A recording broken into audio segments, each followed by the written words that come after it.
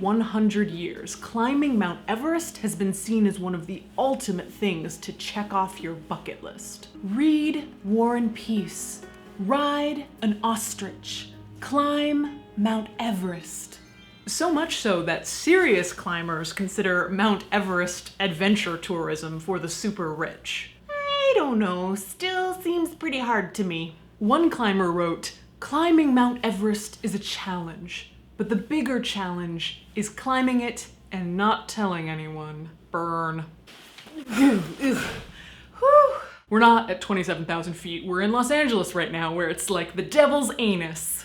But those who are brave or foolish enough to attempt to climb Mount Everest's 29,029-foot peak face weeks of steep climbs from camp to camp, thin air, treacherous terrain, and freezing conditions. If a person finds themselves at camp number 4, the highest of the rest camps at 26,300 feet, they have entered what is known as the death zone. You might ask, is the death zone just some intimidating name meant to frighten off those slacker mountaineers? No. The death zone is called the death zone because literally every moment you spend above 26,000 feet, the human body is dying. Once a climber enters the death zone, it is a race against time to make it to the summit and back down again. A person is essentially slowly suffocating over 2 or 3 days. Every movement is laborious, and even going 1 mile can take 12 hours. Of the almost 300 people that have lost their lives on Mount Everest since 1922, the majority of them have done so in or around the death zone. But here's the thing, if you die on Everest, you will probably stay on Everest. What dies on Everest stays in Everest. When a person dies on Mount Everest, their corpse quickly gets frozen into place and is covered with ice and snow. Even digging a gum wrapper out of the face of Mount Everest can be this whole ordeal. And yes, along with bodies, Everest is also covered in garbage! Way to go, adventurers!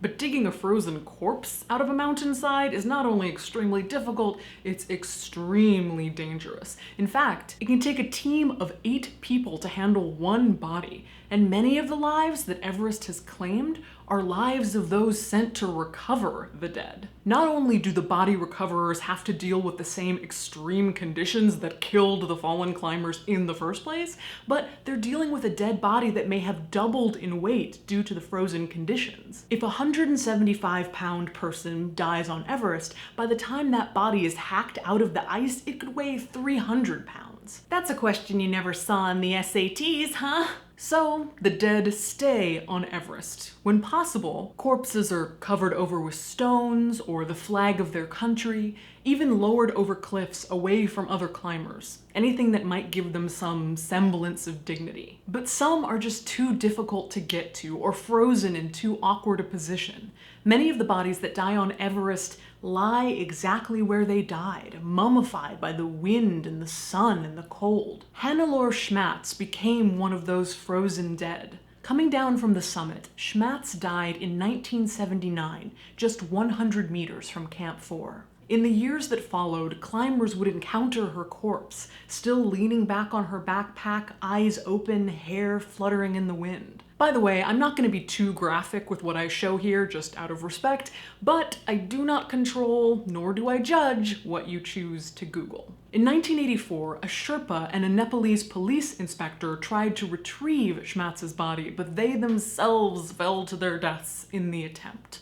Eventually, Schmatz's body was forced off the mountainside by strong winds. The body of George Mallory, one of the first men ever to climb Everest in 1924, although it's never been confirmed that he reached the summit, was found in 1999 after being missing for decades. Found by the Mallory and Irvine Research Expedition and the TV show Nova. I love Nova. Mallory's corpse was discovered on the northeast ridge at 27,000 feet. According to Nova, Mallory's exposed skin was bleached white, and the body was frozen with little elasticity still within the tissue. The tissue of the body was clearly frozen. Despite being dead for over 60 years, Mallory's frostbitten hands were still intact. His boots and clothes were still on. His blonde hair was still visible. The Nova team buried him in a shallow rock grave on the northeast ridge. It's no wonder that Mount Everest has been called the world's tallest open grave.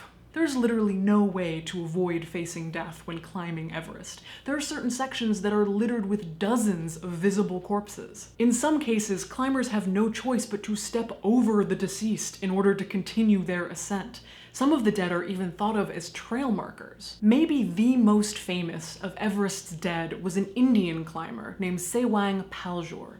Having died in an avalanche in 1996, Paljor's body came to rest in a cave on Everest's northern route in what's known as the Rainbow Valley. The Rainbow Valley.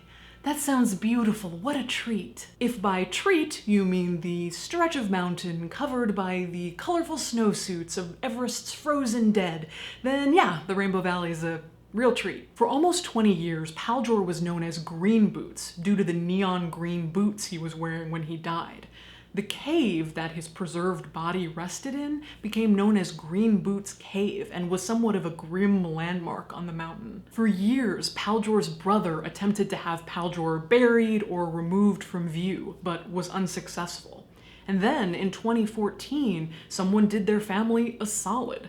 Along with 7 or 8 other Rainbow Valley prominent corpses, Paljor's body just disappeared. This is still somewhat of a mystery, but it's suspected that the Chinese-Tibetan Mountaineering Association and the Chinese Mountaineering Association quietly moved the bodies, likely burying them or sending them over the ledge. These are just a few of the bodies that call Everest their final resting place.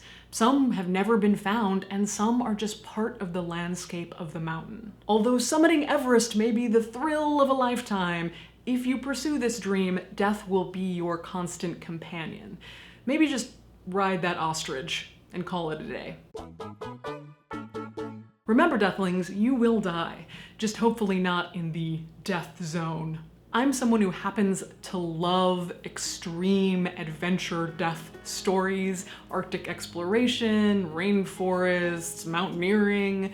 I've read a ton of nonfiction books and documentaries, but if you have more, please link them or comment them below. Summer reading season is coming up, and I am ready. Way to go, adventurers!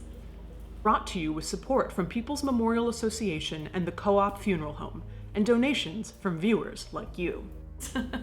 No.